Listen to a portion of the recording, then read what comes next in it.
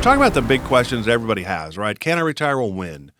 Do we have enough? Are we going to be okay if we retire? Those are big questions. This segment, we're going to focus on a couple other questions. Will my money last, which is the number one fear amongst retirees, the fear of outliving their money?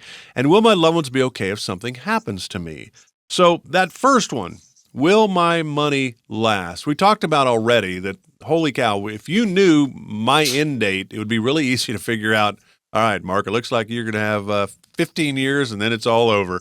We can divide that up 15 times and you're good to go. Well, we don't know that. My dad passed at 72. My mom's still going at 89. So, I mean, we don't know. And you talked about it where your wife's, mom or grandmother? Grandmother. Yeah, grandma, passed away at 102 years old. Yeah. So, and sharp as a tack right up till the end. Grandma's stout. So longevity is a factor in all of this. Healthcare is a big factor in all this. Will my money last? How do you help them figure that one out? Yeah, that's the $1 million question. It'd be great if we all just had an hourglass, or maybe it wouldn't be. Maybe if we just had an hourglass and you saw your sands of time running out. I mean, did you see the movie with Justin Timberlake? And I think it was On Time or In Time. And it was Justin Timberlake, and it was a weird kind of movie, but it was a good movie.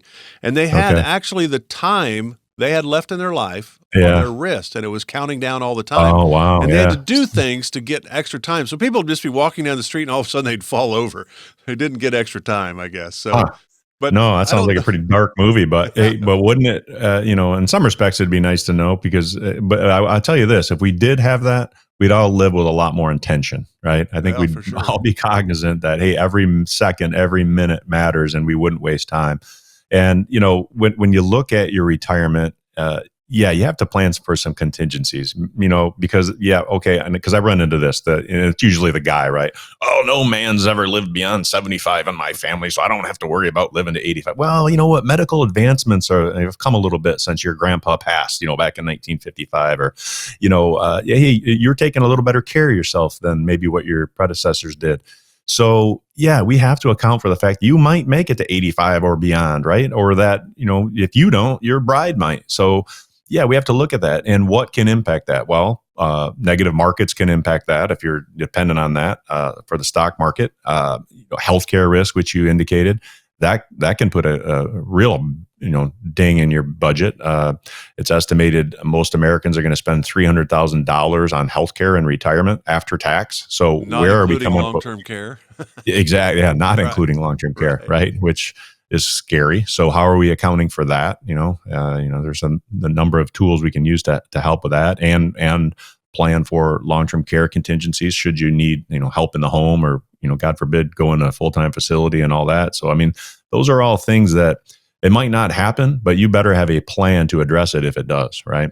And that's all, my high school football coach, I live by this mantra. I still see the sign on the weight room wall in high school at Forest Hills Northern High School in Grand Rapids, Michigan. And it said, if you fail to plan, you plan to fail, right? And we talk all the time about having a game plan to protect, grow, and win retirement. If you don't have a game plan, NFL coaches, Coach Cowher, when I played with the Steelers, never went into a Sunday without a game plan, right?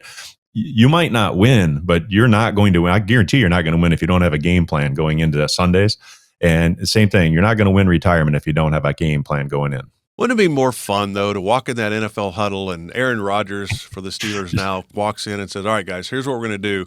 And you just make up plays. Puts his finger in the dirt like you did as a kid out in the backyard. Exactly. To start drawing up plays. That was a blast. Yeah. Well, there's been guys that have done that to an extent. I mean, people forget, and I know Terry Bradshaw, the old Steelers quarterback, he talks about this a lot. He kind of makes fun of today's era of quarterback that's got the microphone and they're talking to the offensive coordinator and the head coach and all this on every play. He called all his own plays. He wasn't talking to anybody. He won 4 Super Bowls and he was calling the plays right in the huddle. And I'm guessing Terry probably drew a few things up. For his receivers and running backs back in the day. That's when you see the delay of games and stuff in the NFL. I'm like, you guys have just watched more film than any human being ever. You know the playbook unlike any other quarterback in the past.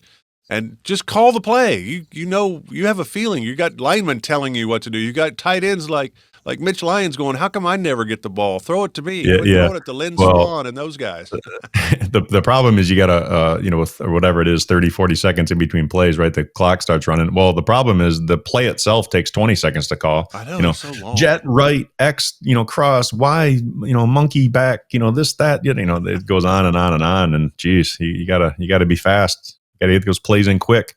That was the fun thing, I think, on the was it Netflix that did the quarterback, where it was Mahomes, Mariota, and Cousins, and the play calling. I mean, Kirk Cousins is driving to the facility and listening to he's reading the plays with his wife, and then he listens to it on the way. I mean, that's just crazy. And this is the thing. I mean, Kirk is a smart guy. I know Kirk personally. He's a good dude from his days at Michigan State, but he's a smart guy too, right? And he's spending all that time trying to memorize that stuff. So you can imagine if somebody's maybe not as astute as Kirk is, regarding the game of football and having the mind for it. So it's anybody that thinks quarterbacks aren't smart. That's a misnomer, because there is a lot going on, and that's why they get paid the most money of anybody out there. And we still hear it. I think in Rodgers a few weeks back with the Steelers said, well, the receiver turned outside. He was supposed to turn inside. I threw it inside where he was supposed to be, but he went outside, which led to the interception. So, I mean, you still have and who confusion. Gets blamed?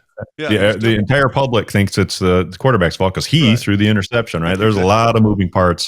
There's and that's the great thing that I find between my football days and retirement planning for folks, right? There's just a lot of moving pieces, right? There are 11 guys on the field at any point in time, and if any one of them screws up, that it can blow the whole play up, right? Every play is designed to go for a touchdown. If everybody did their job, every play should go for a touchdown, right? Why doesn't that happen? Well, because the other team's got a chalkboard too, and their defenders are making plays and stuff. But they're just like in retirement planning, there's so many things to consider and so many contingencies to account for. There's a lot of similarities, and that's why we talk about a game plan, because it really is. It's a game plan for retirement. All right, that final question: will my loved ones be okay if something happens to me? And I would imagine sometimes it goes where the husband's got some bad health and the wife is worried about him. But most of the time it's the husband going, man, I might know, like you were saying, you're pretty confident your wife's going to outlive you by a ways. And that could happen. It could, maybe it doesn't happen either. That's for sure. We don't know that. But I would think that's kind of what you hear from a lot of men probably going, boy, I'm not going to be here. I'm only going to live to 75, Mitch. My wife's going to be here till 95. How do I make sure she's okay? That's a big question. Well, and that's definitely something that goes into consideration and we can account for in our planning, right? And it comes down to a lot of decisions. And we mentioned pensions. How do we want to design that pension? If you've got, do you want to have a survivorship benefit? Do you want to have 100%, 50%? Do you want to incorporate some life insurance in there to protect your spouse? That can make a lot of sense. Life insurance can solve a lot of problems in terms of early death, also being able to access it for long-term care benefits should you need that.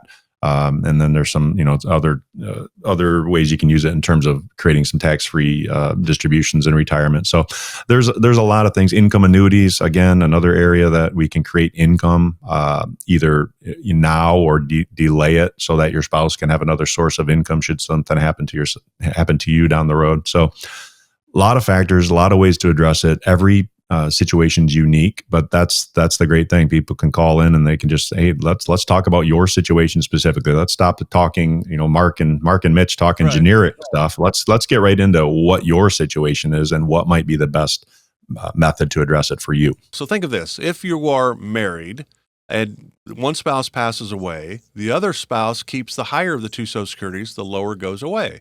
Might lose some or all of a pension as well, but I guarantee you the bills don't go down in half. So that's here's the other thing. That you raise an interesting point there, Mark. When a spouse dies, you can still file married filing jointly that year of the death, right? But guess what happens that next year? You go into the single filer status, and those rates go up a little more quickly than the married filing jointly does. So even though, and the spouse typically is losing her benefit, now she's going to get the higher benefit of the higher earning spouse, and she may be making less, but being in a higher tax bracket, which all of a sudden, and what does that mean? It means less money in her pocket. So again, those are all things that need to be addressed. People aren't thinking about that typically. And that's something we can show you and help you make some decisions to, address that.